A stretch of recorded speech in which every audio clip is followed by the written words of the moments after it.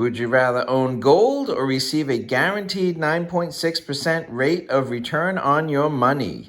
I-bonds may be the safest guarantee of 9.6% you can do with your money right now, but they are not shiny. Let's compare the strengths of gold and I-bonds. Thank you to our returning subscribers and guests. Welcome to my Silver and Gold Underdog channel. Just because I loan the U.S. government money in exchange for interest income of 9.62% doesn't mean I don't like the shiny yellow metal. Also, just because I mentioned the John Wick movie doesn't mean I don't like Last of the Mohicans. More on that later. So in this video, we're going to go over the strengths, similarities, and differences between holding gold and owning US Treasury I-Bonds. If you like shiny gold coins or appreciate a channel which offers you a different point of view, please give this video a thumbs up. So both gold and US Treasury I-Bonds can be a form of savings. US I-Bonds are not held or bought at a brokerage or a bank, so they are not designed to be held in any kind of IRA. So who holds gold? You hold gold, and that's one of its strengths. Who holds your I-bonds? The US Treasury computer holds your I-bonds with your name and all of your purchases. There is no physical paper like the EE savings bonds in the old days. It's all electronic. Now, how about taxes? With US I-bonds and the interest income from that, there is no local income tax or state income tax allowed on any federal debts, including I-bonds. And with respect to gold and taxes, no comment. Now, how much or how little money does it take to buy a US I-bond? Or anything from $25 purchase up to $10,000, because there's a $10,000 per year maximum that middle-class Americans can put into a US I-bond per year.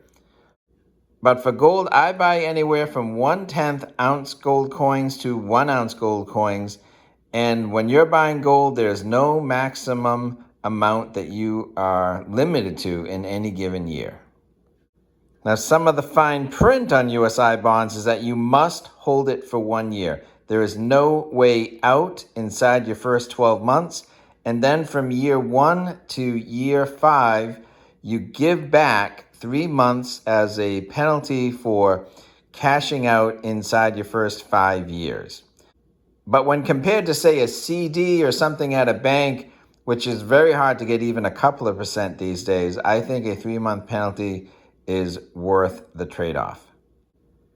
Now, for gold, you could sell it right after you bought it, but it does come with premiums, so it does make sense to hold gold for a longer period of time, and that's up to you as to what that period of time is. But I would like to hold my gold for 3 years, 5 years, or even longer.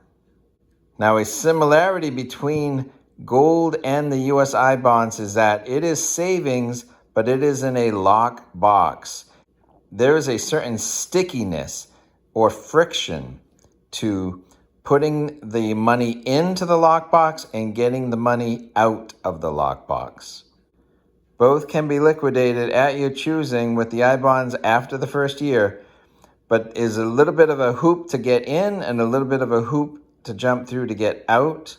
So it's just enough friction that your savings are safe from yourself, because it's not just a hedge against inflation, it's actually a hedge against spending. So what can you expect for a future value for gold or I-bonds? We'll answer that question after a word from our sponsor. Today's video is brought to you by John Wick Silver Bars, inspired by a wicked cool movie about a guy enjoying his early retirement when some bad guys messed with the wrong stacker. It's an APMEX exclusive product that comes in 1 ounce, 5 ounce, or 10 ounce silver bars. It will not cost you anything more to go to APMEX through my affiliate link than going to APMEX directly, so much appreciated. Stack like John Wick, sledgehammer not included. So gold is a hedge against inflation, but only after the market responds. Gold has a 2,000-year track record, and even if you want to be conservative, a decades-long track record in modern times of maintaining its value. As a simple illustration, here's a 1915 US gold coin, which was issued while the US and the world were still on a gold standard and only a couple of years after the formation of the US Federal Reserve Bank. What is a $2.50 gold coin worth today? $202 for the gold content alone, not including its collectible value, which would even be worth more. But I-bonds pay compound interest income, and they can never go down in dollar value. The interest rate is adjusted twice a year based on the previous 6 months of CPI-U inflation numbers. And despite what those numbers say, they can never be assigned a negative interest rate. So the value can never go down. But the future value of gold, it fluctuates with the spot price.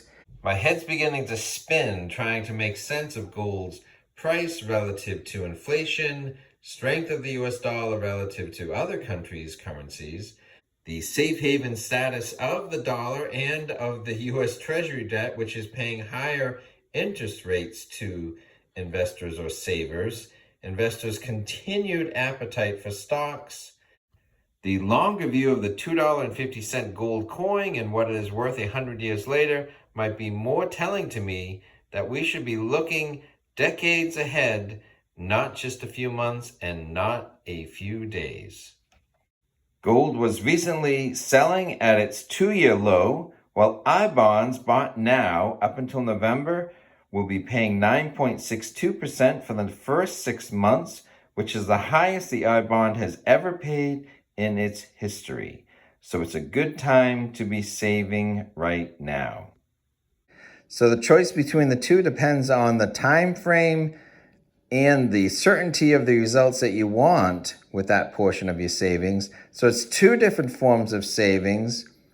Each have their own purpose the way I see it for me. So I plan on adding both this calendar year and next.